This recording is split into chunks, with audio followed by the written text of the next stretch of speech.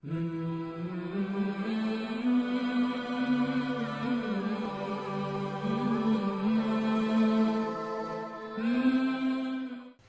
അലൈക്കും വറഹ്മത്തുള്ളാഹി വബറകാതുഹു.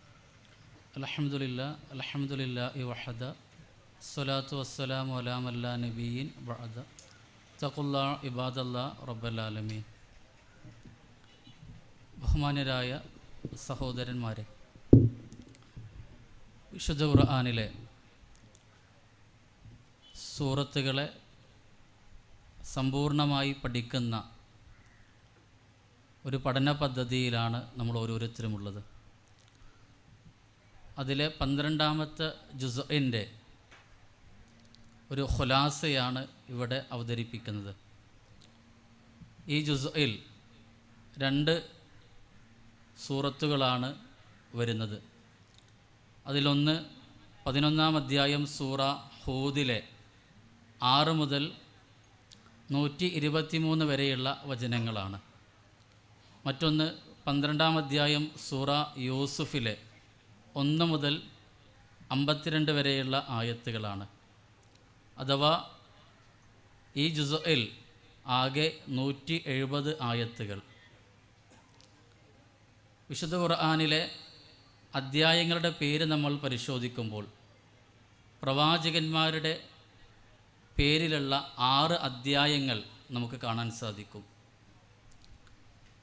അതിലൊന്ന് 10ാം അധ്യായം സൂറ യൂനുസ്, 11ാം അധ്യായം സൂറ ഹൂദ്, 12ാം അധ്യായം സൂറ യൂസുഫ്, 14ാം അധ്യായം സൂറ ഇബ്രാഹിം, 47ാം അധ്യായം സൂറ മുഹമ്മദ്, 71ാം അധ്യായം സൂറ നൂഹ്. ഇത് പ്രവാചകന്മാരുടെ പേരുള്ള അധ്യായങ്ങളാണ്. വിശുദ്ധ ഖുർആനിൽ ഏറ്റവും കൂടുതൽ പേര് പരാമർശിക്കപ്പെട്ടത് മൂസാ നബി അലൈഹി സ്വലാത്തു വസ്സലാമിൻ്റെ പേരാണ്, 136 തവണ. എന്നാൽ ഖുർആനിൽ മൂസ എന്നൊരധ്യായം നമുക്ക് കാണാൻ സാധിക്കുകയില്ല. ഈ ജുസ്ഇൽ നമ്മൾ ചർച്ച ചെയ്യുന്ന 2 അധ്യായങ്ങൾ 2 പ്രവാചകന്മാരുടെ പേരിലുള്ള അധ്യായങ്ങൾ. ആ അധ്യായങ്ങളുടെ തുടക്കവും ഒടുക്കവും ഒരുപോലെയാണ്. ആ അധ്യായങ്ങൾ ആരംഭിക്കുന്നത് അൽ ഹുറൂഫുൽ മുഖത്തഅ, കേവലാക്ഷരങ്ങൾ കൊണ്ടാണ് ഈ 2 അധ്യായങ്ങളും ആരംഭിക്കുന്നത്. അലിഫ് ലാം റാ എന്നാണ് ഈ 2 അധ്യായങ്ങളുടെയും തുടക്കത്തിൽ നമുക്ക് കാണാൻ സാധിക്കുന്നത്. ഈ 2 അധ്യായങ്ങളും അവസാനിക്കുന്ന അക്ഷരം നൂൻ എന്ന അക്ഷരം കൊണ്ടാണ്. ഈ 2 അധ്യായങ്ങളുടെയും ആയത്തുകൾ ഒറ്റ സംഖ്യ കൊണ്ടാണ് അവസാനിക്കുന്നത്. സൂറ ഹൂദിൽ 123 ആയത്തുകളാണുള്ളത്. സൂറ യൂസുഫിൽ 111 ആയത്തുകൾ. ഹൂദ് നബി അലൈഹി സ്വലാത്തു വസ്സലാമിൻ്റെ പേര് വിശുദ്ധ ഖുർആനിൽ 7 സ്ഥലത്താണ് വന്നിട്ടുള്ളത്. അതിൽ 5 തവണയും സൂറ ഹൂദിൽ തന്നെയാണ്. മറ്റു 2 തവണ വന്നിട്ടുള്ളത് 7ാം അധ്യായം സൂറ അൽ അറാഫിലെ 65ാമത്തെ വചനം. മറ്റൊന്ന് ഖുർആനിലെ 26ാം അധ്യായം സൂറ അശ്ശുഅറായിലെ 124ാമത്തെ ആയത്ത്. യൂസുഫ് നബി അലൈഹി സ്വലാത്തു വസ്സലാമിൻ്റെ പേര് വിശുദ്ധ ഖുർആനിൽ 26 തവണ വന്നിട്ടുണ്ട്. അതിൽ 24 തവണയും സൂറ യൂസുഫ് തന്നെയാണ്. മറ്റു 2 തവണ, ഒന്ന് സൂറ അൽ അൻആം ഖുർആനിലെ 6ാം അധ്യായം അതിലെ 84ാമത്തെ വചനം. മറ്റൊന്ന് വിശുദ്ധ ഖുർആൻ 40ാം അധ്യായം സൂറ ഗാഫിർ, അതിന് അൽ മുഅ്മിൻ എന്നുകൂടി പേരുണ്ട്, അതിലെ 34ാമത്തെ ആയത്ത്. ഏതെങ്കിലും ഒരു പ്രവാചകൻ്റെ പേരിൽ ആരംഭിക്കുന്ന അധ്യായത്തിലൂടെ നമ്മൾ കടന്നുപോയാൽ ആ പ്രവാചകൻ്റെ ജീവിതത്തിൻ്റെ ബാല്യം മുതൽ ആ പ്രവാചകൻ്റെ ജീവിതത്തിൻ്റെ നിഖില തലങ്ങളെയും സ്പർശിക്കുന്ന ഒരു അധ്യായം നമുക്ക് കണ്ടെത്താൻ സാധിക്കുകയില്ല. നൂഹ് എന്ന അധ്യായത്തിലേക്ക് നാം കടന്നു ചെന്നാൽ 71ാം അധ്യായം സൂറ നൂഹിലൂടെ നാം സഞ്ചരിച്ചാൽ നൂഹ് നബി അലൈഹി സ്വലാത്തു വസ്സലാമിൻ്റെ രാപ്പകലുള്ള പ്രബോധനത്തെപ്പറ്റി ഖുർആൻ പറയുന്നുണ്ട്. എന്നാൽ നൂഹ് നബി അലൈഹി സ്വലാത്തു വസ്സലാം കപ്പൽ നിർമ്മിച്ചതും അവിടെയുണ്ടായ വെള്ളപ്പൊക്കത്തെ പറ്റിയൊന്നും ആ അധ്യായത്തിൽ നമുക്ക് വായിച്ചെടുക്കാൻ സാധിക്കുകയില്ല. മറ്റു അധ്യായങ്ങളിലേക്ക് കടക്കേണ്ടതുണ്ട്. എന്നാൽ സൂറ യൂസുഫിൻ്റെ പ്രത്യേകത, യൂസുഫ് നബി അലൈഹി സ്വലാത്തു വസ്സലാമിൻ്റെ ജീവിതത്തിൻ്റെ സകല സ്പന്ദനങ്ങളെയും നിഖില മേഖലകളെയും സൂറ യൂസുഫിലൂടെ തന്നെ ഒരു പഠിതാവിന് വായിച്ചെടുക്കാൻ സാധിക്കും. മറ്റു 2 അധ്യായങ്ങളിലും യൂസുഫ് നബി അലൈഹി സ്വലാത്തു വസ്സലാമിൻ്റെ പേര് പരാമർശിച്ചിട്ടുണ്ട് എങ്കിലും ആ അധ്യായങ്ങളിലൊന്നും ആ അധ്യായങ്ങളിലെ വചനങ്ങളിലൂടെ കടന്നു ചെല്ലേണ്ടതില്ല യൂസുഫ് നബി അലൈഹി സ്വലാത്തു വസ്സലാമിൻ്റെ ജീവിതത്തിൻ്റെ എല്ലാ ഭാഗങ്ങളെയും പറ്റി പഠിക്കാൻ. അതുകൊണ്ട് തന്നെ സൂറ യൂസുഫ് ഒരു പ്രവാചകൻ്റെ ജീവിതത്തിൻ്റെ എല്ലാ രംഗങ്ങളെയും അവതരിപ്പിക്കുന്നു, അനാവരണം ചെയ്യുന്നു എന്നാണ്. സൂറ യൂസുഫ് നബി സല്ലല്ലാഹു അലൈഹി വസല്ലമ സ്വഹാബകൾക്കിടയിൽ ഓതിക്കൊടുക്കുന്ന സന്ദർഭത്തിൽ ചില യഹൂദികൾ ആ അദ്ധ്യായത്തിൻ്റെ ആയത്തുകളുടെ പാരായണം കേൾക്കുകയും അവർ പറയുന്ന ഒരു കാര്യം, പല ആശയങ്ങളും അവരുടെ പ്രമാണങ്ങളിലുള്ളതാണ് ഈ വചനങ്ങളിലുള്ളത് എന്ന് അവർ പറയുകയും ഇസ്ലാമിനെ അംഗീകരിക്കുകയും ചെയ്യുന്നു. ഇമാം ബൈഹഖി അദ്ദേഹത്തിൻ്റെ അദ്ദലാഇൽ എന്ന ഗ്രന്ഥത്തിൽ ഇത് രേഖപ്പെടുത്തിയതായി ഇമാം ഇബ്നു കസീർ റഹിമഹുല്ല സൂചിപ്പിക്കുന്നുണ്ട്. ഈ 2 അധ്യായങ്ങളിലൂടെ നമ്മൾ കടന്നു ചെന്നാൽ ഒരുപാട് വിഷയങ്ങൾ ആ അധ്യായങ്ങളിൽ പ്രതിപാദിക്കുന്നതായി നമുക്ക് കാണാൻ സാധിക്കും. അതിലെ ഏറ്റവും പ്രധാനപ്പെട്ട 15 വിഷയങ്ങളെ വേഗത്തിൽ പറഞ്ഞ് പോവുകയാണ്. ഈ ജുസ് ആരംഭിക്കുന്നത് സൂറ ഹൂദിലെ 6-ാമത്തെ വചനത്തിലാണ്. വമാമിൻ ദാബത്തിൻ ഫിൽ അർള് എന്ന് തുടങ്ങുന്ന വചനം, ആ ആയത്തിലൂടെ അള്ളാഹു പഠിപ്പിക്കുന്നത് എല്ലാ ജീവജാലങ്ങളുടെയും ഉപജീവനം അള്ളാഹുവിൻ്റെ ബാധ്യതയാണ്. തകഫലല്ലാഹു ബി അർസാഖി ലി ജമീഇൽ മഖ്ലൂഖാത്തി, എല്ലാ ജീവജാലങ്ങളുടെയും ഉപജീവനം അള്ളാഹു ഏറ്റെടുത്തിരിക്കുന്നു. കുറച്ചുകൂടി വ്യക്തമായി പറഞ്ഞാൽ ആകാശത്തിൻ്റെ വിഹായസിലൂടെ വട്ടമിട്ട് പറക്കുന്ന പറവയുടെയും സമുദ്രത്തിൻ്റെ ആഴങ്ങളിലൂടെ നീന്തിത്തുടിക്കുന്ന മത്സ്യത്തിൻ്റെയും കാനനങ്ങളിൽ വസിക്കുന്ന മൃഗങ്ങളുടെയും ഭൂമിയുടെ ഉപരിതലത്തിൽ അതിൻ്റെ അധിപനായി ജീവിക്കുന്ന മനുഷ്യരുടെയും ഓരോ ജീവജാലത്തിൻ്റെ പ്രകൃതത്തിനും അതിൻ്റെ ആവാസ വ്യവസ്ഥയ്ക്കും അനുസൃതമായ രൂപത്തിൽ അതിന് ഉതകുന്ന രൂപത്തിലുള്ള ഉപജീവനത്തെ അള്ളാഹു നിശ്ചയിച്ചു കൊടുത്തിട്ടുണ്ട്. ഏകകോശജീവിയായ ഹമീബ മുതൽ ബഹുകോശജീവിയായ നീലത്തിമിംഗലം വരെയുള്ള സകലമാന സൃഷ്ടികൾക്കും അല്ലാഹു സുബ്ഹാനഹു വ തആല അതിനാവശ്യമായ ഉപജീവനം നിശ്ചയിച്ചിട്ടുണ്ട് എന്നാണ്. ഈ ആശയം നൽകുന്ന മറ്റു സമാനമായ ആയത്തുകൾ ഒന്ന് ഖുർആനിലെ 20-ാം അധ്യായം സൂറ ത്വാഹയിലെ 50-ാമത്തെ വചനം. ഫിർഔൻ മൂസാ നബി അലൈഹി സ്വലാത്തു വസ്സലാമിനോട് ചോദിച്ചല്ലോ, നിൻ്റെ റബ്ബാരാണ് എന്ന്. ആ ചോദ്യത്തിന് മൂസാ നബി അലൈഹി സ്വലാത്തു വസ്സലാം നൽകുന്ന മറുപടിയാണ് ഖാല റബ്ബുനല്ലദീ എന്ന് തുടങ്ങുന്ന വചനം. മറ്റൊന്ന് വിശുദ്ധ ഖുർആനിലെ 17-ാം അധ്യായം സൂറ അൽ ഇസ്രായിലെ 31-ാമത്തെ വചനം. ആ വചനത്തിൽ അള്ളാഹു പറയുന്നത്, നിങ്ങൾ വിശപ്പോ പട്ടിണിയോ ദാരിദ്ര്യമോ കാരണത്താൽ അത് ഭയപ്പെട്ടുകൊണ്ട് മക്കളെ കൊല്ലേണ്ടതില്ല, നിങ്ങൾക്കും അവർക്കും ഉപജീവനം നൽകുന്നവൻ നാം ആകുന്നു എന്ന്. മറ്റൊന്ന് വിശുദ്ധ ഖുർആനിലെ 67-ാം അധ്യായം സൂറ അൽ മുൽക്കിലെ 15-ാമത്തെ വചനം. ആ വചനത്തിൽ അള്ളാഹു പറയുന്നത്, ലോകത്തിൻ്റെ അഷ്ടദിക്കുകളിലൂടെ നിങ്ങൾ സഞ്ചരിക്കുക, നിങ്ങൾക്കുള്ള ഉപജീവനം അള്ളാഹു നിശ്ചയിച്ചിട്ടുണ്ട് എന്നാണ്. അപ്പോൾ ഇതിലെ ഒന്നാമത്തെ പ്രധാന വിഷയം എല്ലാ ജീവജാലങ്ങളുടെയും ഉപജീവനം അള്ളാഹുവിൻ്റെ ബാധ്യതയാണ്. രണ്ടാമത്തെ വിഷയം അള്ളാഹുവിൻ്റെ അർശ് വെള്ളത്തിന്മേലായിരുന്നു എന്നതാണ്. ഇതിലെ 7-ാമത്തെ ആയത്തിൽ വകാന അർശുഉ അലൽ മാ, അള്ളാഹുവിൻ്റെ അർശ് വെള്ളത്തിന്മേലായിരുന്നു. ഐ വകാന അർശുഉ ഖബല ഖൽഖിസ് സമാവാതി വൽ അർള് അലൽ മാഇ, ആകാശഭൂമികളുടെ സൃഷ്ടിപ്പിന് മുമ്പേ അള്ളാഹുവിൻ്റെ അർശ് അത് വെള്ളത്തിന്മേലായിരുന്നു. വഫീ ദലീലുൻ അലാ അന്നൽ അർശ വൽ മാ കാന മഖ്ലൂഖൈനി ഖബല സമാവാതി വൽ അർള്, ആകാശഭൂമികളുടെ സൃഷ്ടിപ്പിന് മുമ്പേ അള്ളാഹുവിൻ്റെ സിംഹാസനം അർശ് വെള്ളത്തിന്മേലായിരുന്നു എന്നാണ്. ഈ ആശയം നൽകുന്ന ഒരുപാട് റിവായത്തുകളുള്ള ഹദീസുകൾ നമുക്ക് കാണാൻ സാധിക്കും. ഈ വചനത്തിൽ തന്നെ ഉമ്മത്ത് എന്ന പദം വരുന്നുണ്ട്. ഉമ്മത്ത് എന്ന പദം അതിന് സാധാരണ നമ്മൾ നൽകുന്ന അർത്ഥമുണ്ട്, സമൂഹം, ജനവിഭാഗം എന്നൊക്കെയാണ്. എന്നാൽ ഉമ്മത്ത് എന്ന പദം വിശുദ്ധ ഖുർആനിൽ പലയിടങ്ങളിൽ വന്നപ്പോൾ അതിനുണ്ടായിട്ടുള്ള അർത്ഥതലങ്ങളെയാണ് നമ്മൾ പരിശോധിക്കുന്നത്. ഒന്ന്, ഉമ്മത്ത് എന്ന പദത്തിൻ്റെ മറ്റൊരു അർത്ഥതലം കാലയളവ് എന്നതാണ്. ഖുർആനിലെ 12-ാം അധ്യായം സൂറ യൂസുഫിലെ 45-ാമത്തെ വചനമാണ്. മറ്റൊന്ന്, മാതൃകാ നേതാവ് ഇബ്രാഹിം നബി അലൈഹി സ്വലാത്തു വസ്സലാം ഉമ്മത്താണ് എന്ന ആളുകൾ പറയാറുണ്ട്. അദ്ദേഹം സമൂഹമാണ് എന്ന അർത്ഥം പറയാറുണ്ട്. യഥാർത്ഥത്തിൽ ഖുർആനിലെ 16-ാം അധ്യായം സൂറ അൻ-നഹ്ലിലെ 120-ാമത്തെ വചനത്തിൽ ഇബ്രാഹിം നബി അലൈഹി സ്വലാത്തു വസ്സലാം ഉമ്മത്താണ് എന്ന് പറഞ്ഞതിൻ്റെ പൊരുൾ അദ്ദേഹം ആളുകൾക്ക് മാതൃകാ നേതാവാണ് എന്നതാണ്. മറ്റൊന്ന്, ഉമ്മത്ത് എന്ന പദത്തിൻ്റെ അർത്ഥം മതവും നടപടിക്രമവും എന്നാണ്. വിശുദ്ധ ഖുർആനിലെ 43-ാം അധ്യായം സൂറ അസ്-സുഖ്റഫിലെ 23-ാമത്തെ വചനം. മറ്റൊന്ന്, ജമാഅ, ഒരു സംഘം ആളുകൾ എന്ന അർത്ഥമാണ്. ഖുർആനിലെ 28-ാം അധ്യായം സൂറ അൽ ഖസസിലെ 23-ാമത്തെ വചനം. മറ്റൊരർത്ഥതലം തോയിഫ, ഒരു വിഭാഗം ആളുകൾ എന്ന ആശയമാണ്.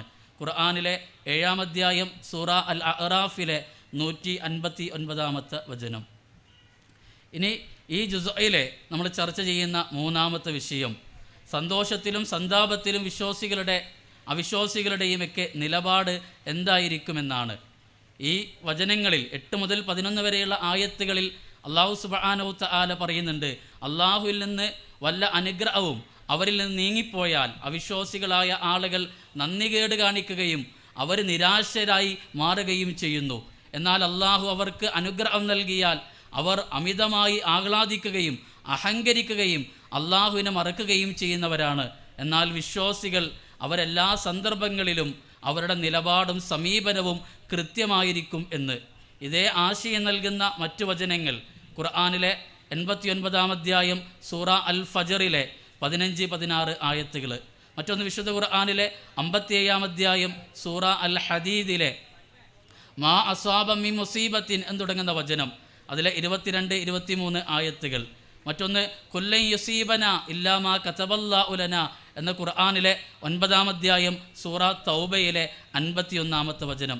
ഇതിനോട് ചേർത്ത് വെക്കാവുന്ന പ്രവാചകൻ സല്ലല്ലാഹു അലൈഹി വസല്ലമയിൽ നിന്ന് ഇമാം മുസ്ലിം ഉദ്ധരിക്കുന്ന ഒരു ഹദീസ്, ഒരു പക്ഷേ നമ്മളിൽ പലർക്കും മനപ്പാടമുണ്ടാകാൻ സാധ്യതയുള്ള ഒരു ഹദീസാകുന്നു. അജബല്ലി അംരിൽ മുഅ്മിൻ, ഒരു മുഅ്മിനിൻ്റെ എല്ലാ കാര്യവും അത്ഭുതകരമാണ്, അത്യത്ഭുതകരമാണ്. അവന് വല്ല പ്രയാസകരവുമുണ്ടായാൽ സബർ, അവൻ ക്ഷമിക്കുന്നവനായിരിക്കും. അവന് സന്തോഷമുണ്ടായാൽ അവൻ നന്ദി കാണിക്കുന്നവനായിരിക്കും എന്നത്. ഈ ജുസ്ഇലെ 4-ാമത്തെ വിഷയം പരലോകം പ്രതീക്ഷിക്കുന്നവർ, ഇഹലോകം ആഗ്രഹിക്കുന്നവർ എന്നാണ്. അവിടെ സാധാരണ നമ്മൾ മുരീദ് എന്നതിന് നമ്മൾ പറയുന്ന ഒരു അർത്ഥമുണ്ട്, ഒരു വിവക്ഷയുണ്ട്. യഥാർത്ഥത്തിൽ നമ്മളിവിടെ പറയേണ്ടത് മുരീദു ദുനിയ വ മുരീദുൽ ആഖിറ. എന്താ മുരീദ് എന്ന പദത്തിൻ്റെ അർത്ഥം? അറാദ എന്ന പദത്തിൽ നിന്നാണ് മുരീദ് എന്ന പദം കടന്നു വരുന്നത്. ഉദ്ദേശിക്കുന്നവൻ, ആഗ്രഹിക്കുന്നവൻ എന്നാണ്. പരലോകത്ത് ആഗ്രഹിക്കുന്നവരും ഇഹലോകത്തെ പ്രതീക്ഷിക്കുന്നവരുമുണ്ട്. എന്നാൽ പരലോകത്ത് ആഗ്രഹിക്കുന്നതോടൊപ്പം ഇഹലോകത്തിനനുസൃതമായി ജീവിക്കുന്ന ആളുകൾക്കും ഈ താക്കീത് അത് മുന്നറിയിപ്പായി കാണേണ്ടതുണ്ട്. ഇതിന് സമാനമായ മറ്റു ആയത്തുകൾ ഖുർആനിലെ 17-ാം അധ്യായം സൂറ അൽ ഇസ്രായിലെ 18 മുതൽ 20 വരെയുള്ള വചനങ്ങൾ. അവിടെ അൽ ആജില എന്ന പദം പ്രയോഗിക്കുന്നുണ്ട്. അൽ ആജില അൽ മുറാദുബി അദ്ദുനിയ, അതിൻ്റെ അർത്ഥം എന്നുള്ളത് ദുനിയാവാകുന്നു. അവിടെ അള്ളാഹു പറയുന്നത് വമൻ അറാദൽ ആഖിറ, ആര് പരലോകത്തെ ഉദ്ദേശിച്ചുവോ, അതിൻ്റെ മുരീദായുവോ, അവന് അതിൻ്റെ ഗുണമുണ്ടായിരിക്കും എന്ന് ഖുർആൻ പറയുന്നുണ്ട്. മറ്റൊന്ന്, വിശുദ്ധ ഖുർആനിലെ 42-ാം അധ്യായം അശ്ശൂറയിലെ 20-ാമത്തെ വചനം. അലി ഇബ്നു അബീ ത്വാലിബ് റളിയല്ലാഹു അൻഹു പറഞ്ഞു വെച്ച മനോഹരമായ ഒരു വാചകം, ഫകൂനൂ മിൻ അബ്നാഇൽ ആഖിറ, നിങ്ങൾ പരലോകത്തിൻ്റെ മക്കളാകണം. വലാ തകൂനൂ മിൻ അബ്നാഇദ് ദുനിയ, നിങ്ങൾ ദുനിയാവിൻ്റെ മക്കളാകരുത്. ഫ ഇന്നൽ യൗമ, തീർച്ചയായും ഇന്നേ ദിവസം എന്നത് അമലുൻ, അത് പ്രവർത്തിക്കാനുള്ളതാണ്. വലാ ഹിസാബ്, ഇന്ന് വിചാരണയില്ല, ചോദ്യങ്ങളില്ല. എന്നാൽ വഹദൻ, നാളെ എന്ന് പറയുന്നത് വിചാരണയാണ്, അവിടെ പ്രവർത്തിക്കാനുള്ള അവസരമില്ല എന്ന്. ഇനി ഈ ജുസയിലെ സൂറ ഹൗദിലെ 18 മുതൽ 68 വരെയുള്ള വചനങ്ങൾ നൂഹ് നബി അലൈഹി സ്വലാത്തു വസ്സലാമിൻ്റെയും ഹൂദ് നബി അലൈഹി സ്വലാത്തു വസ്സലാമിൻ്റെയും സോലിഹ് നബിയുടെയും ഒക്കെ ദീർഘമായ ചരിത്രം പറയുന്നുണ്ട്. അത് മുമ്പ് കടന്നുപോയ ജുസുകളിൽ അതുമായി ബന്ധപ്പെട്ട പഠനങ്ങളും വിഷയങ്ങളുമൊക്കെ ഇവിടെ അവതരിപ്പിച്ചതുകൊണ്ട് അത് മാറ്റി നിർത്തുകയാണ്. ഇതിലെ 5ാമത്തെ വിഷയം ഇബ്രാഹിം നബി അലൈഹി സ്വലാത്തു വസ്സലാമിൻ്റെ ആതിഥ്യമാണ്. ഇബ്രാഹിം നബിയുടെ പ്രാർത്ഥനയെപ്പറ്റി ഇവിടെ ചർച്ച ഉണ്ടായിട്ടുണ്ട്. ഇബ്രാഹിം നബി അലൈഹി സ്വലാത്തു വസ്സലാമിൻ്റെ പ്രബോധനത്തെപ്പറ്റി, കുടുംബത്തെപ്പറ്റി, അദ്ദേഹത്തിൻ്റെ ത്യാഗത്തെപ്പറ്റിയൊക്കെ വിശുദ്ധ ഖുർആനിൽ കടന്നു വന്ന ആയത്തുകളിലൂടെ, മുൻ ജുസ്അകളിലൂടെ നമ്മൾ ചർച്ച ചെയ്തു. ഇവിടെ നമ്മൾ പ്രത്യേകം പറയുന്നത് ഇബ്രാഹിം നബി അലൈഹി സ്വലാത്തു വസ്സലാമിൻ്റെ അരികിലേക്ക് മലക്കുകൾ കടന്നു വന്നപ്പോൾ ആ മലക്കുകൾക്ക് പശുക്കുട്ടിയെ വേവിച്ച് അവർക്ക് കൊണ്ടുപോയി കൊടുക്കുന്ന ഇബ്രാഹിം നബി അലൈഹി സ്വലാത്തു വസ്സലാമിൻ്റെ ആതിഥ്യ മര്യാദയെ പറ്റിയാണ്. ഇതിന് സമാനമായ ആശയം നൽകുന്ന മറ്റ് ആയത്ത് ഖുർആനിലെ 51-ാം അധ്യായം സൂറ അദ്ദാരിയാത്തിലെ 26-ാമത്തെ വചനം.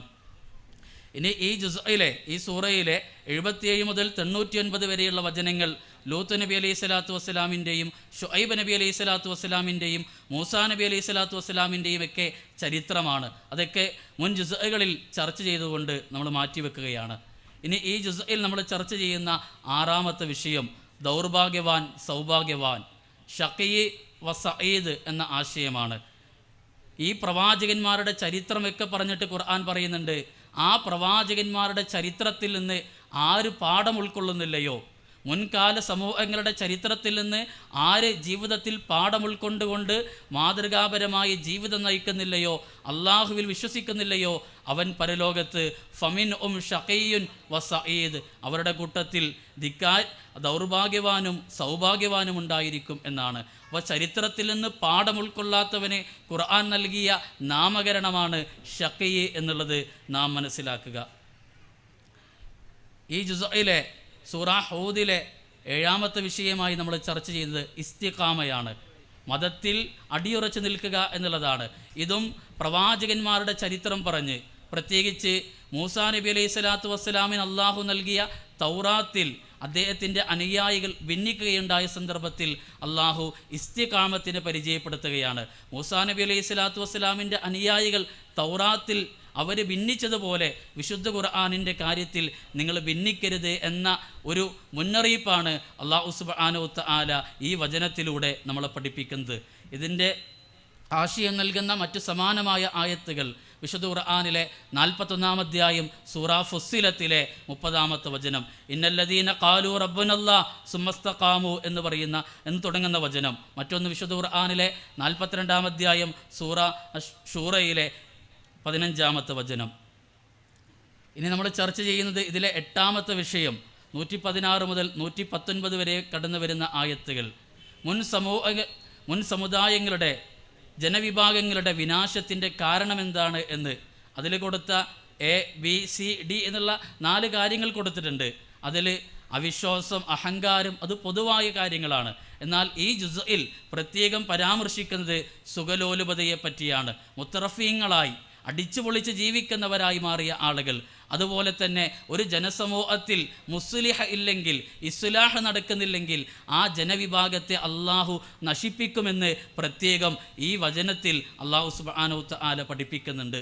ഈ ആശയം നൽകുന്ന മറ്റു വചനം ഖുർആനിലെ 17-ാം അധ്യായം സൂറ അൽ ഇസ്രായിലെ 16-ാമത്തെ വചനത്തിൽ പ്രത്യേകം പരാമർശിക്കുന്നുണ്ട്.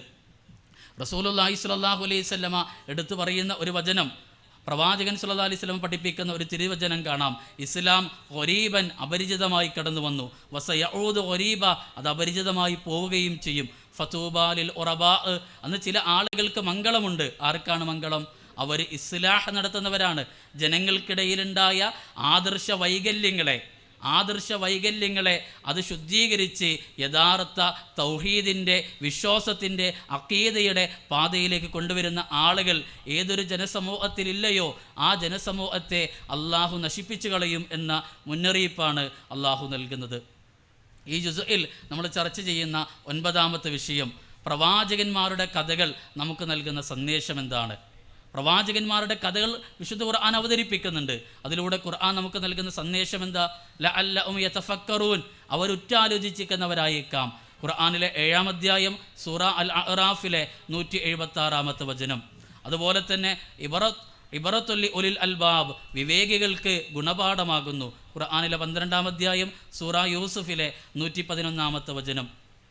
അത് ഹൃദയത്തിന് മാനുസബ്ബിത്ത് ബി ഫുആദക്, നിൻ്റെ ഹൃദയത്തിനത് തസ്ബീത്ത്, ഒരു സ്ഥിരത നൽകുന്നതായിരിക്കും എന്ന് പഠിപ്പിക്കുന്നു. ഖുർആനിലെ 11-ാം അധ്യായം സൂറ ഹൂദിലെ 120-ാമത്തെ വചനം.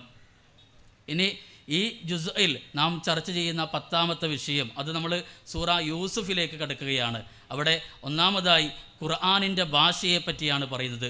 ഖുർആനൻ അറബിയ എന്ന പ്രയോഗം വിശുദ്ധ ഖുർആനിൽ 6 സ്ഥലത്ത് നമുക്ക് കാണാൻ സാധിക്കും. ഖുർആനിലെ 12-ാം അധ്യായം സൂറ യൂസുഫിലെ 2-ാമത്തെ വചനം, ഖുർആനിലെ 20-ാം അധ്യായം സൂറ തോഅയിലെ 113-ാമത്തെ വചനം, വിശുദ്ധ ഖുർആനിലെ 26-ാം അധ്യായം സൂറ അശ്ശുഅറായിലെ 7-ാമത്തെ വചനം, വിശുദ്ധ ഖുർആനിലെ 39-ാം അധ്യായം അസ്സുമറിലെ 28-ാമത്തെ വചനം, വിശുദ്ധ ഖുർആൻ 41-ാം അധ്യായം ഫുസ്സിലത്തിലെ 3-ാമത്തെ വചനം, വിശുദ്ധ ഖുർആൻ 43-ാം അധ്യായം സൂറ അസ്സുഖറഫിലെ 3-ാമത്തെ വചനം. മറ്റൊരു പ്രയോഗം നടത്തുന്നുണ്ട്, ലിസാനൻ അറബിയ.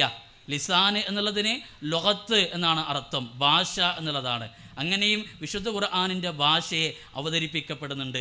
ഐക്യരാഷ്ട്രസഭ 1973 അതിൻ്റെ ജനറൽ ബോഡി 6-ാമത്തെ ഔദ്യോഗിക ഭാഷയായി അറബി ഭാഷയെ തിരഞ്ഞെടുക്കുന്നത് നമുക്ക് കാണാൻ സാധിക്കും. ലോകത്ത് മനുഷ്യർ ഒരുപാട് രാജ്യങ്ങളുടെ മാതൃഭാഷയായി അറബി ഭാഷയെ പരിചയപ്പെടുത്തുന്നുണ്ട്. 2010 ഡിസംബർ 18 അറബി ഭാഷാ ദിനമായി ലോകത്ത് ആചരിക്കുകയാണ്. അതുകൊണ്ട് തന്നെ വിശുദ്ധ ഖുർആനിൻ്റെ ഭാഷയെപ്പറ്റി ഇവിടെ ചർച്ച ചെയ്യുന്നു. മറ്റൊന്ന് നല്ല കഥാവിവരണം എന്നാണ്. അതിൻ്റെ അറബി അവിടെ കൊടുത്തിട്ടില്ല, അഹ്സനുൽ ഖസസ് എന്നാണ്. നമുക്കറിയാം അഹ്സനുൽ ഖൗൽ, നല്ല വാക്ക് എന്ന് ഖുർആൻ പരിചയപ്പെടുത്തിയിട്ടുണ്ട്. അഹ്സൻ അമൽ, ഏറ്റവും നല്ല പ്രവൃത്തി എന്ന് ഖുർആൻ പറഞ്ഞിട്ടുണ്ട്. എന്നാൽ വിശുദ്ധ ഖുർആനിൽ അഹ്സനുൽ ഖസസ് എന്ന് ഒരു സ്ഥലത്ത് മാത്രമാണ് പരാമർശിക്കുന്നത്. അത് യൂസുഫ് നബി അലൈഹി സ്വലാത്തു വസ്സലാമിൻ്റെ ചരിത്രം പറയുന്നിടത്താണ്. എന്തുകൊണ്ടാണ് ഖുർആൻ അങ്ങനെ പറഞ്ഞത്? എന്തുകൊണ്ടാണ് വിശുദ്ധ ഖുർആൻ അഹ്സനുൽ ഖസസ് എന്ന് യൂസുഫ് നബി അലൈഹി സ്വലാത്തു വസ്സലാമിൻ്റെ ചരിത്രത്തെ പരാമർശിക്കുന്നിടത്ത് പറഞ്ഞത്? അവിടെ പല നഷ്ടപ്പെടലുകളും തിരിച്ചു കിട്ടുന്നുണ്ട്. യൂസുഫ് നബി അലൈഹി സ്വലാത്തു വസ്സലാമിൻ്റെ ചരിത്രത്തിൽ നഷ്ടപ്പെടലുകളെല്ലാം തിരിച്ചു കിട്ടുന്ന ഒരു ചരിത്രം ഖുർആൻ പറയുന്നുണ്ട്. കിണറ്റിൽ വീണ യൂസുഫ് നബി അലൈഹി സ്വലാത്തു വസ്സലാം കൊട്ടാരത്തിലാണ് വളർന്നത്. കിണറ്റിൽ വീണ യൂസുഫ് നബി അലൈഹി സ്വലാത്തു വസ്സലാമിൻ്റെ വളർച്ച കൊട്ടാരത്തിലാണ്. ജയിലിലടക്കപ്പെട്ട, കാരാഗൃഹത്തിലടക്കപ്പെട്ട യൂസുഫ് നബി അലൈഹി സ്വലാത്തു വസ്സലാം അധികാരമുള്ള, സ്ഥാനമാനമുള്ള, അതിൻ്റെ ആധിപത്യമുള്ള ആളായി മാറി, അധികാരമുള്ള ആളായി മാറി. ആലോചിച്ച് നോക്ക് നിങ്ങൾ, കുടുംബത്തെ നഷ്ടപ്പെട്ടു, ആ കുടുംബത്തെ തിരിച്ചു കിട്ടി. യഅ്കൂബ് നബി അലൈഹി സ്വലാത്തു വസ്സലാമിൻ്റെ കാഴ്ച നഷ്ടപ്പെട്ടു, ആ കാഴ്ച തിരിച്ചു കിട്ടി. നഷ്ടപ്പെടലുകളുടെ, വേർപ്പെടലുകളുടെ, ഇല്ലായ്മകളെല്ലാം തിരിച്ചു കിട്ടിയെന്ന ചരിത്രമാണ് യൂസുഫ് നബി അലൈഹി സ്വലാത്തു വസ്സലാമിൻ്റെ ചരിത്രത്തിലൂടെ ഖുർആൻ പറഞ്ഞപ്പോൾ നല്ല കഥാവിവരണം എന്ന് ആ കഥയെപ്പറ്റി, ചരിത്രത്തെപ്പറ്റി ഖുർആൻ സൂചിപ്പിച്ചു. മറ്റ് 12-ാമത്തെ വിഷയം യൂസുഫ് നബി അലൈഹി സ്വലാത്തു വസ്സലാമിൻ്റെ സ്വപ്നമാണ്. യൂസുഫ് നബി അലൈഹി സ്വലാത്തു വസ്സലാം കണ്ട സ്വപ്നം, ആ സ്വപ്നത്തെപ്പറ്റി തഫ്സീറുകൾ രേഖപ്പെടുത്തി വെക്കുന്നുണ്ട്.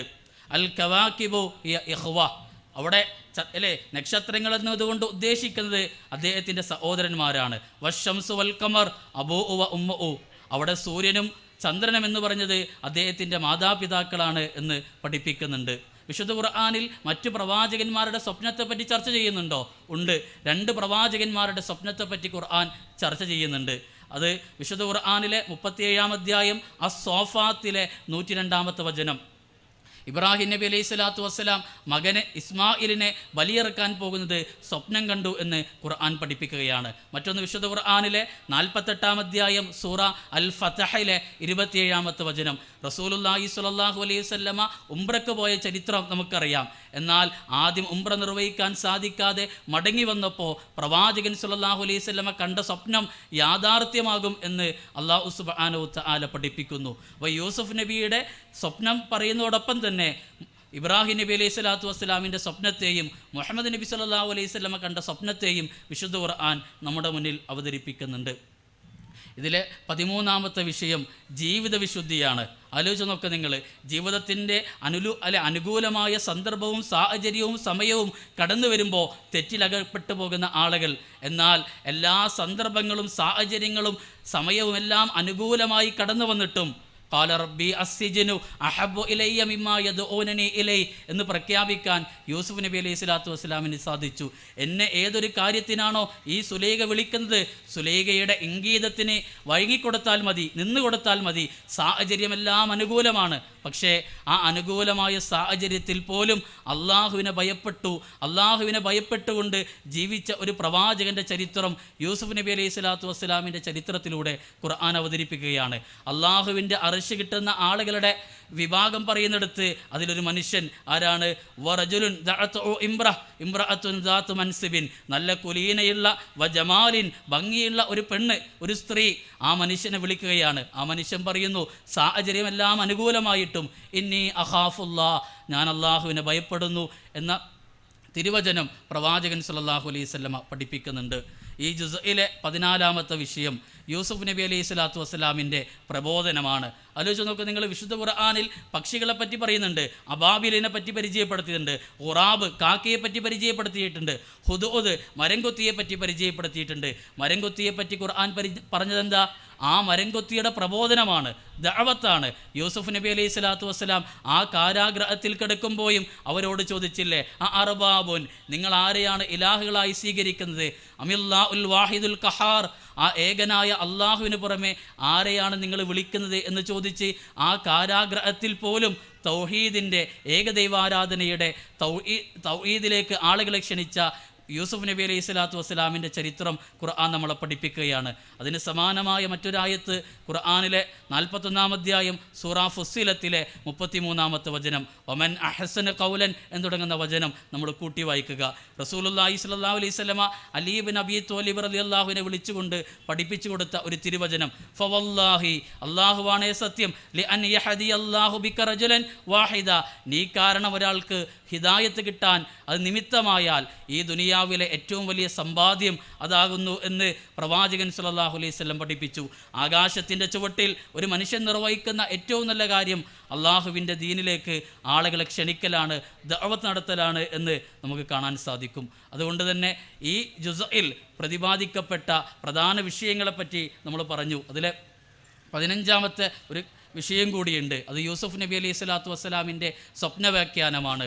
ഇന്ന് പലരും കാണുന്ന സ്വപ്നങ്ങൾ അത് ഇസ്ലാമിൻ്റെ ദലീലായി അവതരിപ്പിക്കപ്പെടുന്ന സ്വർഗനരകങ്ങളെപ്പറ്റി കാണുന്ന, അതിന് ടിക്കറ്റ് കൊടുക്കുന്ന ആളുകളൊക്കെ അതിൻ്റെയൊക്കെ സ്വപ്നവ്യാഖ്യാനം പറഞ്ഞുകൊണ്ടിരിക്കുന്ന ഈ കാലഘട്ടത്തിൽ വിശുദ്ധ ഖുർആൻ എന്തിനാണ് യൂസുഫ് നബി അലൈഹി സ്വലാത്തു വസ്സലാമിൻ്റെ തഅവീലുൽ അഹാദീസ് സ്വപ്നവ്യാഖ്യാനം പഠിപ്പിച്ചത് എന്നുകൂടി നമ്മൾ മനസ്സിലാക്കുക.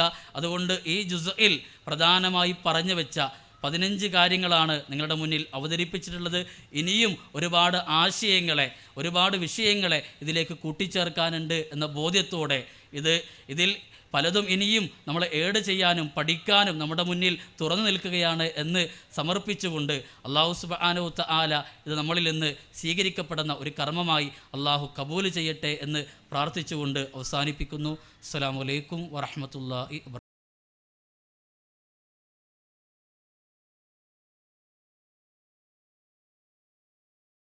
അസ്സലാമു അലൈക്കും വറഹ്മത്തുള്ളാഹി വബറകാതുഹു. അൽഹംദുലില്ലാഹി റബ്ബിൽ ആലമീൻ. അസ്സലാത്തു വസ്സലാമു അലാ റസൂലിൽ അമീൻ വഅലാ ആലിഹി വസ്വഹ്ബിഹി അജ്മഈൻ. അമ്മാ ബഅദ്. അയ്യുഹന്നാസ് ഇത്തഖുല്ലാഹ്. അഊദു ബില്ലാഹി മിനശ് ശൈത്വാനിർ റജീം. ബിസ്മില്ലാഹിർ റഹ്മാനിർ റഹീം. تلك من أنباء الغيب نوحيها إليك ما كنت تعلمها أنت ولا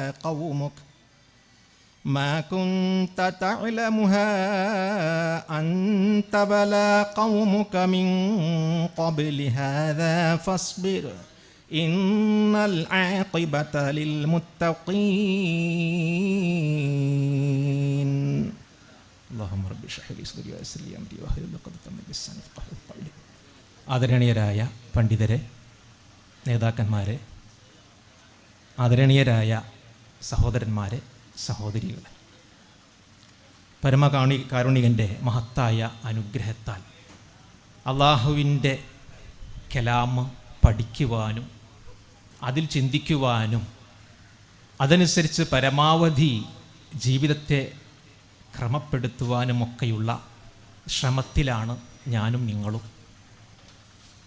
അള്ളാഹു റബ്ബുൽ ഇസ്സത്ത് അവൻ്റെ കലാം അത് പഠിക്കുവാനും അതനുസരിച്ച് ജീവിതത്തെ ക്രമപ്പെടുത്തുവാനും അത് മറ്റുള്ളവർക്ക് എത്തിച്ചു കൊടുക്കുവാനുമുള്ള തൗഫീഖ് നമുക്ക് ഏവർക്കും പ്രദാനം ചെയ്യുമാറാവട്ടെ. അല്ലാഹുമ്മ ആമീൻ. പ്രിയമുള്ളവരെ, 12-ാം ജുസ്, ആ ജുസുവുമായി ബന്ധപ്പെട്ടുകൊണ്ട് ഞാൻ ഇൻഷാ അല്ലാഹ് നിങ്ങളോട് സംസാരിക്കുന്നത് വിശുദ്ധ ഖുർആനിൻ്റെ കണ്ണിലൂടെ ചരിത്രത്തെ ഒന്ന് വായിക്കുക എന്നത് മാത്രം. ചരിത്രം മാത്രമല്ല, ഒരു വിശ്വാസിയായ നമ്മെ സംബന്ധിച്ച് നമ്മുടെ എല്ലാ കാര്യങ്ങളെയും വിശുദ്ധ ഖുർആനിൻ്റെ കണ്ണിലൂടെയാണ് ഞാനും നിങ്ങളും നോക്കിക്കാണേണ്ടത്. വേദത്തിൻ്റെ വെളിച്ചത്താലാവണം നമ്മൾ കാര്യങ്ങളെ നോക്കേണ്ടത് എന്നുള്ളതാണ്. ചരിത്രത്തെക്കുറിച്ച് പറയുമ്പോൾ നമുക്കറിയാം, വിശുദ്ധ ഖുർആനിൽ ചരിത്രം ഒരു പ്രധാന ഭാഗമാണ്. ഖസസ്, അതുപോലെ നബഅ്, ഹദീസ് എന്നൊക്കെ ഈ ചരിത്രത്തെ വിശുദ്ധ ഖുർആൻ പരിചയപ്പെടുത്തിയിട്ടുണ്ട്. വിശുദ്ധ ഖുർആൻ നമുക്ക് പറഞ്ഞു തരുന്ന ചരിത്രങ്ങൾ, ആ ചരിത്രങ്ങളൊക്കെയും വെറും ഗോത്ര കഥകളാണ് എന്ന് ഖുർആനിൻ്റെ വിമർശകർ പലപ്പോഴും നടത്താറുണ്ട്. അത് ഗോത്രത്തിലെ ആ വിഭാഗത്തിലെ അല്ലെങ്കിൽ ആ കാലഘട്ടത്തിലുള്ള ചില ഗോത്രങ്ങളുടെ ചില കഥകൾ മാത്രമാണെന്ന്. പക്ഷേ റബ്ബ് സുബ്ഹാനഹു വ തആല നമ്മളോട് പറയുന്നുണ്ട്, അല്ല, തിൽക മിൻ അംബാഇൽ ഗൈബ്, ഇത് അദൃശ്യ വാർത്തകളാണ്. നൂഹിഹ ഇലൈക, വഹി മുഖേന അറിയിച്ചു തരികയാണ് പ്രവാചകരെ താങ്കളിലേക്ക്. മാ കുൻത തഅലമുഹ അൻത വലാ ഖൗമുക മിൻ ഖബ്ലി ഹാദ, ഇതിനു മുമ്പ് താങ്കൾക്കോ താങ്കളുടെ ജനതയ്ക്കോ ഇതൊന്നും അറിയില്ലായിരുന്നു. ഇത് വഹി മുഖേന പടച്ച റബ്ബ് നിങ്ങൾക്ക് അറിയിച്ചു തരികയാണ്. നൂറ്റാണ്ടുകളോളം പഴക്കമുള്ള യാതൊരുവിധ ടെക്നോളജിയും ഉപയോഗിച്ച് കണ്ടുപിടിക്കാൻ സാധിക്കാത്ത വിവരങ്ങളാണ് റബ്ബ് നൽകിക്കൊണ്ടിരിക്കുന്നത്. മാത്രമല്ല, ഇത് ആർക്കെങ്കിലും എന്തെങ്കിലുമൊക്കെ കേവല ആസ്വാദനത്തിന് വേണ്ടിയുള്ള സംഗതിയുമല്ല വിശുദ്ധ ഖുർആൻ ചരിത്രം പറയുന്നത്. ഒരു എൻ്റർടൈൻമെൻ്റ് എന്നുള്ള നിലക്കല്ല, ഭാവനയിൽ ഇങ്ങനെ കെട്ടിയുണ്ടാക്കി എന്തെങ്കിലുമൊക്കെ കേൾക്കുമ്പോൾ എന്തെങ്കിലുമൊക്കെ നടക്കുമ്പോൾ ഒരു ആശ്വാസത്തിനല്ലെങ്കിൽ ഒരു ടൈം പാസിനുള്ള പരിപാടിയല്ല വിശുദ്ധ ഖുർആനിലെ ചരിത്രം എന്ന് പറയുന്നത്. അത് ഭാവനകളാൽ തീർത്തതല്ല. ഇന്ന ഹാദാ ലഹുവൽ ഖസസുൽ ഹഖ്, റബ്ബ് പറയാ, ഇത് യഥാർത്ഥ സംഭവ വിവരണമാണ്. യഥാർത്ഥ സംഭവ വിവരണമാണ്. ഇന്നും നമുക്ക് ചരിത്രത്തെ സംബന്ധിച്ച് ചരിത്രകാരന്മാർ നടത്തുന്ന പഠനങ്ങളിലേക്ക് നമ്മൾ നോക്കുമ്പോൾ വിശുദ്ധ ഖുർആനിൻ ചരിത്രത്തിൽ പറഞ്ഞ പലതിൻ്റെയും അവശിഷ്ടങ്ങളൊക്കെ, ചരിത്രാവശിഷ്ടങ്ങളൊക്കെ ഈ അടുത്ത കാലത്തും കണ്ടെത്തിക്കൊണ്ടിരിക്കുകയാണ്. ഇതിൽ ഈ ചരിത്രത്തിൽ പ്രവാചകന്മാരുടെ ചരിത്രമുണ്ട്, അവരുടെ ജീവ ചരിത്രം, അവരുടെ സമുദായങ്ങളുടെ ചരിത്രം, അതുപോലെ ചില മഹത്തുക്കളായ ആളുകളെ സംബന്ധിച്ച് പറയുന്നുണ്ട്. തീർന്നില്ല, പ്രവാചകന്മാരോട് ഏറ്റുമുട്ടിയ, സത്യത്തിനും നീതിക്കും ധർമ്മത്തിനും എതിരെ ഏറ്റുമുട്ടിയവരുടെ ചരിത്രവും ഇതിൽ പടച്ച റബ്ബ് നമുക്ക് പറഞ്ഞു തരുന്നുണ്ട്.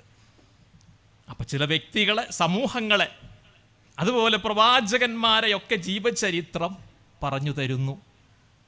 പക്ഷേ അവിടെയൊന്നും ഖുർആനിൻ്റെ കണ്ണിലൂടെ ചരിത്രത്തെ നമ്മൾ വായിക്കുമ്പോൾ അവരുടെയൊന്നും ജനന മരണ തീയതികളൊന്നും കുറിച്ച് വെക്കുന്നില്ല എന്നുള്ളതാണ്. ഖുർആനിൻ്റെ കണ്ണിലൂടെ ചരിത്രത്തെ കാണുമ്പോൾ ചരിത്രത്തിൽ അങ്ങനെ വിശുദ്ധ ഖുർആനിൻ്റെ കണ്ണിലൂടെ കാണുമ്പോൾ അവിടെ ചരിത്ര വായനക്ക് ഈ ഒരു ഖുർആൻ പടച്ചറപ്പ് ഉദ്ദേശിച്ച ഈ ഒരു ഉദ്ദേശ പൂർത്തീകരണത്തിന് അതിൻ്റെ ആവശ്യവും ഇല്ല. അതുകൊണ്ടാണ് അതൊന്നും പടച്ചറബ് അടിവരയിട്ടുകൊണ്ട് പറയാത്തത് എന്നുള്ളത് മനസ്സിലാക്കണം. അതുപോലെ തന്നെ എങ്ങനെയാണ് ചരിത്രത്തെ വായിക്കേണ്ടത്, എങ്ങനെയാണ് മനുഷ്യ ചരിത്രത്തെ വായിക്കേണ്ടത് എന്നുള്ള കാര്യം കൂടെ വിശുദ്ധ ഖുർആൻ ശരിയായിട്ട് നമ്മളെ പഠിപ്പിച്ചു തരികയാണ്. ചരിത്രത്തെക്കുറിച്ച് പറയുമ്പോൾ ഇന്ന് ഒരുപാട് പഠന വിധേയമാക്കേണ്ടുന്ന ചരിത്രങ്ങളുണ്ട്. ആ ചരിത്രങ്ങളെ എങ്ങനെ കാണണമെന്നുകൂടെ വിശുദ്ധ ഖുർആൻ അതിൻ്റെ അധ്യാപനത്തിലൂടെ നമുക്ക് മനസ്സിലാക്കാൻ സാധിക്കും. ചരിത്രത്തെ യഥാവിധിയാണ് നമ്മൾ സമീപിക്കുന്നതെങ്കിൽ അത് ഗുണകരമാവുന്ന, അതല്ല മറിച്ചാണെങ്കിൽ അത് ജനസമൂഹത്തിൻ്റെ നാശത്തിനത് വഴിവെക്കുമെന്നാണ്.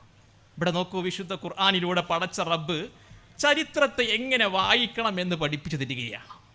നമുക്കറിയാം, വിശുദ്ധ ഖുർആനിൻ്റെ പേജുകൾ ഇങ്ങനെ മറിച്ചു നോക്കിയാൽ നന്മയും തിന്മയും, ധർമ്മവും അധർമ്മവും, നീതിയും അനീതിയും തമ്മിലുള്ള സംഘട്ടനങ്ങളാണ് നടന്നിട്ടുള്ളത്. അത് തമ്മിലുള്ള സംഘട്ടനങ്ങൾ പലപ്പോഴും ആദ്യഘട്ടത്തിലുള്ള തോൽവി ഈ സത്യത്തിൻ്റെ ആളുകൾക്കായിരുന്നു. ഖുർആൻ വ്യക്തമാക്കുന്ന കാര്യങ്ങളാണ് അതൊക്കെ. അധികാരവും ഹുങ്കും അതുമായി നടന്ന ആളുകൾ വിജയിക്കുന്നതായിട്ട് കാണുന്നു. എന്നാലോ സത്യത്തിൻ്റെ ആളുകൾ ആദ്യ പരാജയം നേരിടുന്നു. പക്ഷേ വിശുദ്ധ ഖുർആൻ നമ്മോട് വായിക്കാൻ പറയുന്നു, എങ്കിൽ അവിടെ ആദ്യത്തിൽ പരാജയപ്പെട്ട ആ വിഭാഗം അതാണ് ചരിത്രത്തിൽ അനശ്വരത നേടുന്നത് എന്നാണ്. അവരാണ് ചരിത്രത്തിൽ അനശ്വരത നേടുന്നത്. എന്നെന്നും പിൽക്കാലത്ത് സജ്ജനങ്ങളാൽ സ്മരിക്കപ്പെടുന്നതും അവരാണ്. ഉദാഹരണത്തിന് വിശുദ്ധ ഖുർആൻ പറയുന്നുണ്ട്, നൂഹ് നബി അലൈഹിസ്സലാത്തു വസ്സലാമിൻ്റെ ചരിത്രം. ഞാൻ അല്പം സൂചനകൾ നൽകുക മാത്രമാണ് ചെയ്യുന്നത്. പ്രമാണിവർഗവും എന്ന് വേണ്ട ആ സമൂഹത്തിലെ ഉന്നത അധികാരികൾ വരേക്കും നൂഹ് നബി അലൈഹിസ്സലാത്തു വസ്സലാമിനെയും വിരലിലെണ്ണാവുന്ന അനുയായികളെയും ദ്രോഹിക്കുകയാണ്.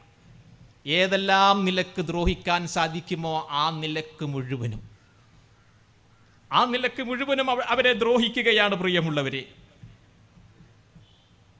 പക്ഷേ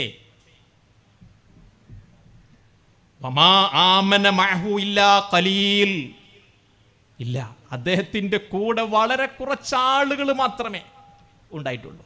വളരെ കുറച്ചാളുകൾ മാത്രമേ അദ്ദേഹത്തിൽ വിശ്വസിച്ചിട്ടുള്ളൂ. പക്ഷേ ഇന്നും നൂഹ് നബി അലൈഹിസ്സലാത്തു വസ്സലാം, ജൂത ക്രൈസ്തവ മുസ്ലിം സമൂഹങ്ങൾ ഇന്ന് അദ്ദേഹത്തെ ആദരിക്കുകയാണ്.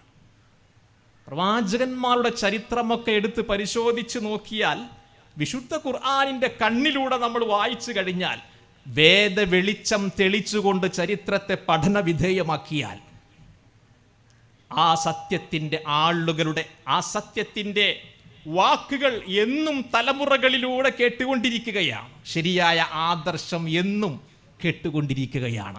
അതിന് തകർച്ച വരുന്നില്ല എന്ന് ചരിത്രത്തിലൂടെ റബ്ബ് സുബ്ഹാനഹു വ തആല നമുക്ക് പഠിപ്പിച്ചു തരികയാണ്.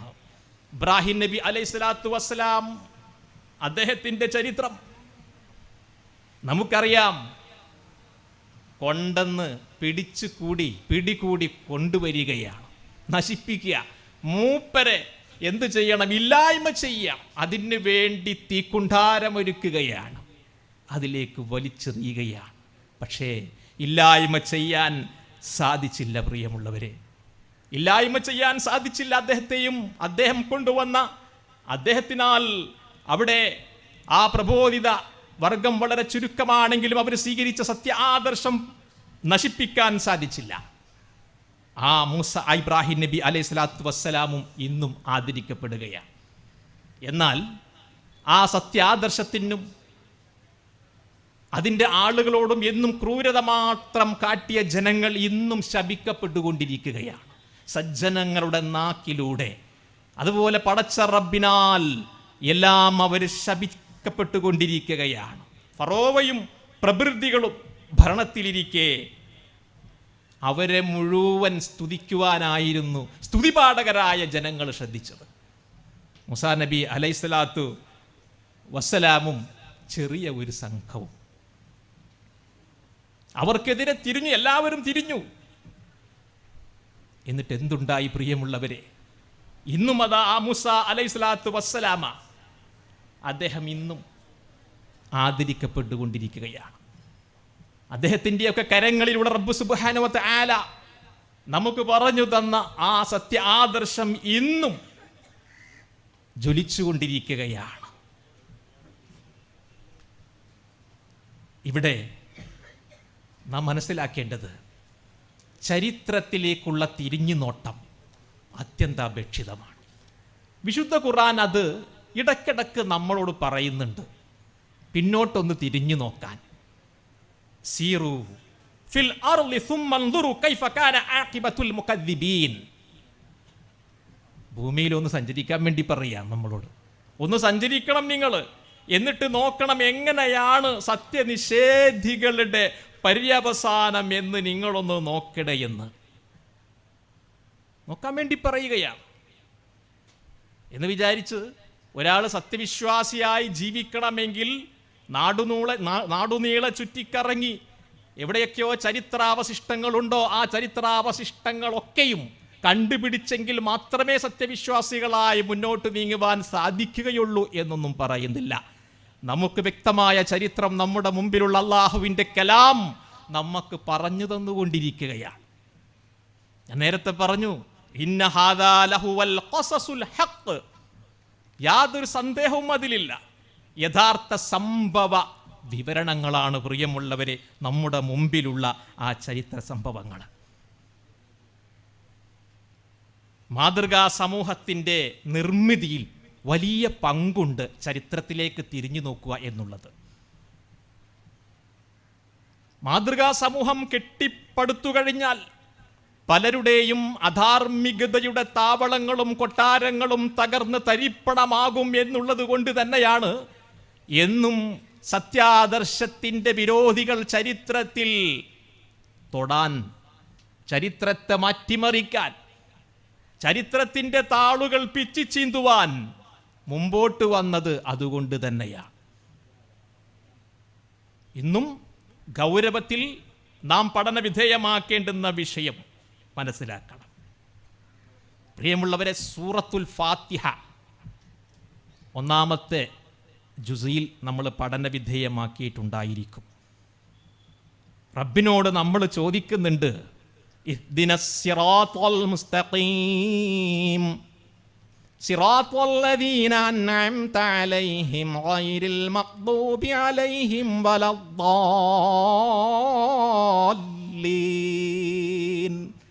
പടച്ചവനെ, നേരായ പാതയിൽ ഞങ്ങളെ വഴി നടത്തണമേ. നീ അനുഗ്രഹിച്ചവരുടെ പാത. ഏതാണ് ഈ അനുഗ്രഹിച്ച ആളുകൾ? ഏതാണ് അവരുടെ പാത എന്ന് വിശുദ്ധ ഖുർആൻ അതിൻ്റെ ഉത്തരമെന്നോണം തുടർന്നു വരുന്ന ചരിത്രങ്ങളിലൂടെ നമ്മെ ബോധ്യപ്പെടുത്തുന്നുണ്ട്, നമുക്ക് കാണിച്ചു തരുന്നുണ്ട്. നൂഹും അതുപോലെ മൂസയും ഈസയും അലൈഹിമസ്സലാം, അദ്ദേഹത്തോട് അവരോടൊപ്പം ചേർന്ന അനുയായികളും അവരാണ് അള്ളാഹുവിൻ്റെ അനുഗ്രഹങ്ങൾക്ക് പാത്രീഭൂതരായിട്ടുള്ളവർ. അവരേതേത് പാതയിലൂടെ നടന്നത് കൊണ്ടാണോ അള്ളാഹുവിൻ്റെ പ്രീതിക്ക് അവർ പാത്രീഭൂതരായിട്ടുള്ളത് എങ്കിൽ ആ പ്രവാചകന്മാരെ നിങ്ങൾ പിൻപറ്റുക, അവരുടെ ചരിത്രം നിങ്ങൾ ഓർക്കുക. ഇനി ഗൈറിൽ മഗ്ദൂബി അലൈഹിം വലദ്ദാല്ലീൻ. റബ്ബിൻ്റെ കോപത്തിന് വിധേയരായ വഴിപിഴച്ച ആളുകളുടെ പാതയിലല്ലട്ടോ. ഏതാണ് ആ പാത നിങ്ങൾക്ക് കണ്ടെത്താം. വിശുദ്ധ ഖുർആനിൽ എന്നും അള്ളാഹുവിൻ്റെ അനുഗ്രഹങ്ങൾക്ക് വിധേയരായ ഈ പ്രവാചകന്മാർക്ക് നേരെ കൊഞ്ഞനം കാട്ടിയ ഒരു വിഭാഗമുണ്ട്. നേതാക്കളുണ്ട്, പുരോഹിതന്മാരുണ്ട്, ഭരണകർത്താക്കളുണ്ട്, അവരുടെ ശിങ്കിടിമാരുണ്ട്. അവരെല്ലാം ഏതേത് പാതയിലൂടെ സഞ്ചരിച്ചത് കൊണ്ടാണോ പടച്ച റബ്ബിൻ്റെ കോപത്തിന് വിധേയരായത് എങ്കിൽ നിങ്ങൾ അവർ ചലിച്ച ആ പാതയിലൂടെ നിങ്ങൾ ചലിക്കരുത് കേട്ടോ. ഞാൻ പറഞ്ഞു വരുന്നത്, ചരിത്രത്തെ നമ്മൾ വിശുദ്ധ ഖുർആനിൻ്റെ കണ്ണിലൂടെ നമ്മൾ കാണുമ്പോൾ ഒട്ടനവധി പാഠങ്ങൾ നമുക്ക് ലഭിക്കും എന്നുള്ളതാണ്.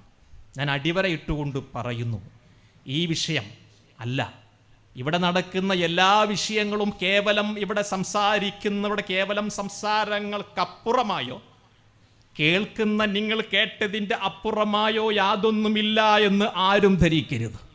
വിശുദ്ധ ഖുർആനിൻ്റെ ചരിത്രമാവട്ടെ, അല്ല, ഓരോ ആയത്തും നമ്മുടെ ജീവിതത്തോട് ചേർത്ത് വായിക്കുമ്പോൾ പുതിയ പുതിയ നന്മയുടെ പാഠങ്ങൾ, പുതിയ പുതിയ ആവേശത്തിൻ്റെ അല്ലെങ്കിൽ ഊർജ്ജസ്വലതയുടെ പാഠങ്ങൾ നമുക്ക് കിട്ടിക്കൊണ്ടിരിക്കും എന്നാണ്.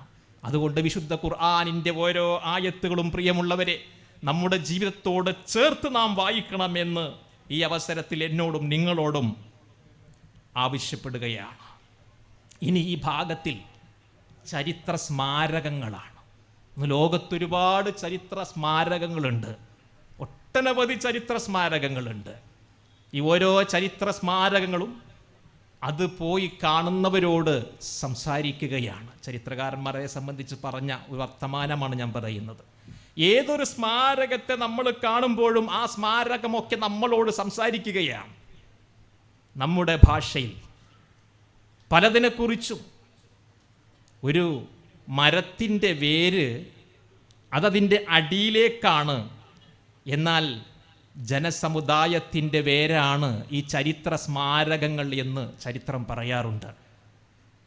ആ പൊങ്ങി നിൽക്കുന്ന സ്മാരകങ്ങൾ കഴിഞ്ഞ സമുദായത്തിൻ്റെ എല്ലാം വിളിച്ചോതുന്ന മുതലുകളാണ്. അത് സംരക്ഷിക്കപ്പെടണം, ശരിയാണ്, അത് സംരക്ഷിക്കപ്പെടണം, അതിൽ സംശയമില്ല. പക്ഷേ ഏതെങ്കിലും ഒരു ചരിത്ര സ്മാരകം തകർന്ന് വീണാൽ എല്ലാം തകർന്ന് നശിക്കുന്നതല്ല ഈ ആദർശം എന്നുള്ളത് അടിവരയിട്ടുകൊണ്ട് ഞാനും നിങ്ങളും മനസ്സിലാക്കണം. ഏതെങ്കിലും ഒരു സ്മാരകം, ഒരു ചരിത്ര സ്മാരകം നഷ്ടപ്പെട്ടു കഴിഞ്ഞാൽ അതോടുകൂടി ഈ ആദർശം നശിച്ചു എന്നുള്ള രീതിയിൽ ആരും കാണേണ്ടതില്ല. ഞാനിത് പറയുന്നത് പ്രത്യേകം ശ്രദ്ധിക്കണം. ഇവിടുത്തെ ചരിത്ര സ്മാരകങ്ങൾ നശിപ്പിക്കപ്പെടണമെന്നോ അന്യായമായി അതിൽ ആരെങ്കിലും കൈവെക്കുന്നതിനെ കൈകെട്ടി നോക്കി നിൽക്കണമോ, അതൊന്നുമല്ല ഞാൻ പറയുന്നത്. ചരിത്ര സ്മാരകങ്ങൾ സംരക്ഷിക്കപ്പെടണം. പക്ഷേ എങ്ങനെയെങ്കിലും ദൗർഭാഗ്യവശാൽ ഒരു സ്മാരകം തകർക്കപ്പെട്ടു കഴിഞ്ഞാൽ നശിക്കുന്നതല്ല ഈ സത്യ ആദർശം എന്നുള്ളത് നമ്മൾ മനസ്സിലാക്കേണ്ടുന്ന സംഗതിയാണ്.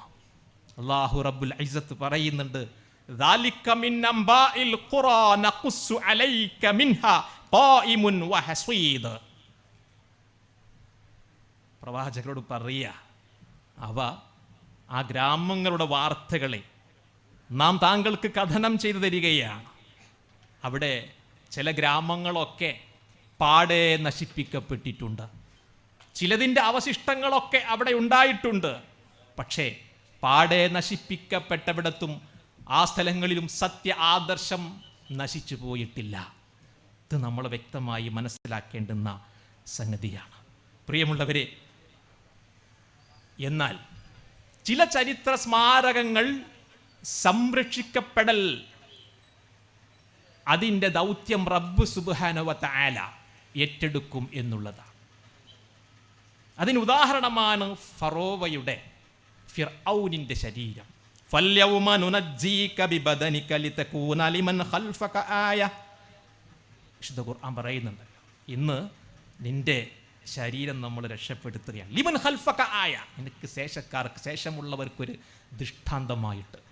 അങ്ങനെ സംരക്ഷിക്കപ്പെടേണ്ടത് തീർച്ചയായിട്ടും റബ്ബ് സംരക്ഷിക്കും എന്നുള്ളതിൽ യാതൊരുവിധ സംശയവും നമുക്കില്ല. പ്രിയമുള്ളവരെ, ഞാൻ അവസാനിപ്പിക്കുകയാണ്. ഇവിടെ നാം മനസ്സിലാക്കേണ്ടത് ഒരല്പം മാത്രം സംസാരിച്ചിട്ടുള്ളൂ. നാം ഓരോരുത്തരും വിശുദ്ധ ഖുർആനിലെ ചരിത്രങ്ങളാവട്ടെ, ഞാൻ മുമ്പ് പറഞ്ഞ പോലെ ഓരോ ആയത്തുകളും നമ്മുടെ ജീവിതത്തോട് ചേർത്ത് നമ്മൾ വായിക്കുമ്പോൾ ഒട്ടനവധി പാഠങ്ങൾ നമുക്ക് സിദ്ധിക്കും എന്നുള്ളതാണ്. വിശുദ്ധ ഖുർആൻ സൂറത്തുൽ അഅറാഫ് 137-ാമത്തെ വചനം ഒന്ന് കേൾപ്പിക്കുകയാണ്. وأورثنا القوم الذين كانوا يستضعفون مشارق الأرض ومعاربها التي باركنا فيها. നമുക്കറിയാം, മൂസ അലൈഹിസ്സലാത്തു വസ്സലാം അനുയായികളും നേരിട്ട കൊടിയ പീഡനങ്ങൾ, മർദ്ദനങ്ങൾ, ഇതെല്ലാം നമുക്ക് റബ്ബ് സുബ്ഹാനഹു വ തആല പറഞ്ഞു തന്നിട്ടുണ്ട്. അതിലൊക്കെ കടുത്ത പരീക്ഷണങ്ങൾ നേരിട്ടപ്പോഴും അതെല്ലാം ഉപേക്ഷിച്ചുകൊണ്ട്, വലിച്ചെറിഞ്ഞുകൊണ്ട്, ഞങ്ങളെക്കൊണ്ട് സാധ്യമല്ല എന്ന് പറഞ്ഞുകൊണ്ട് പിന്തിരിഞ്ഞോടുന്നവരായിരുന്നില്ല പ്രവാചകന്മാരും അനുയായികളും. അല്ലാഹ് പറയുന്നുണ്ട്, നമ്മുടെ അനുഗ്രഹം ചൊരിഞ്ഞ ആ കിഴക്കും പടിഞ്ഞാറുമുള്ള പ്രദേശങ്ങളൊക്കെ നമ്മൾ അവർക്ക് നൽകി, അവർക്ക് അധീനപ്പെടുത്തി കൊടുത്തു എന്ന് പറഞ്ഞിട്ട് റബ്ബ് പറയുന്നുണ്ട്, ബിമാ സ്വബറൂ, അവർ ക്ഷമിച്ചതുകൊണ്ട്. ക്ഷമയുടെയും സഹനത്തിൻ്റെയും താരാട്ടുപാട്ടായി പ്രിയമുള്ളവരെ നമ്മൾ ഈ ചരിത്രത്തെ മനസ്സിലാക്കണം.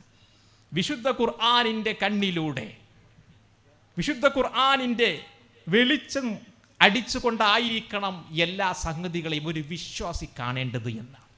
അപ്പോൾ നമുക്കത് പുതിയ ഊർജം നൽകും, മനസ്സിന് സ്ഥൈര്യം നൽകും. ഈ സത്യ ആദർശം ഏത് പ്രതിസന്ധികളുണ്ടായാലും അത് മുറുകെ പിടിച്ചുകൊണ്ട് മുന്നോട്ട് പോകുവാനുള്ള ഊർജം അതുവഴി റബ്ബ് സുബ്ഹാനഹു വ തആല നമുക്ക് പ്രദാനം ചെയ്യും. ഞാൻ അവസാനിപ്പിക്കുകയാണ്. റബ്ബ് സുബ്ഹാനഹു വ തആല അവൻ്റെ കലാം അത് പഠിക്കുവാനും, കേവലം ഒരു പഠനമല്ല, അത് പഠിക്കുവാനും അതനുസരിച്ച് ജീവിതത്തെ ക്രമപ്പെടുത്തുവാനും അത് മറ്റുള്ളവർക്ക് പകർന്നു കൊടുക്കുവാനും നമ്മൾ മുന്നോട്ട് വരിക. റബ്ബതിന് തൗഫീക്ക് പ്രദാനം ചെയ്യുമാറാവട്ടെ. അല്ലാഹു റബ്ബുൽ ഇസ്സത്ത് നമ്മുടെ ഈ ഒത്തുചേരൽ സ്വാലിഹായ കർമ്മമായി സ്വീകരിക്കുമാറാവട്ടെ. വാഖിർ ദഅവാനാ അൽഹംദുലില്ലാഹി റബ്ബിൽ ആലമീൻ. അസ്സലാമു അലൈക്കും വറഹ്മത്തുള്ളാഹി വബറകാതുഹു.